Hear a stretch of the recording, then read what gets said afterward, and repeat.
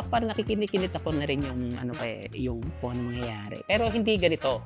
As in, sobra na yung ngayon. Sobra ngayon. Siguro kung masasabi niya na ganun, well done, sabihin niya.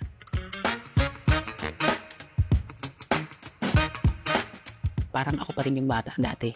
Kaya ang dami ko pa rin gustong malaman, ang dami ko pa rin gustong matutunan. Hindi lang sa paggawa ng art, kundi sa buhay din. Kasi ang buhay, parang artwork din yan eh. Ang nagpe-paint yung God, ikaw yung canvas.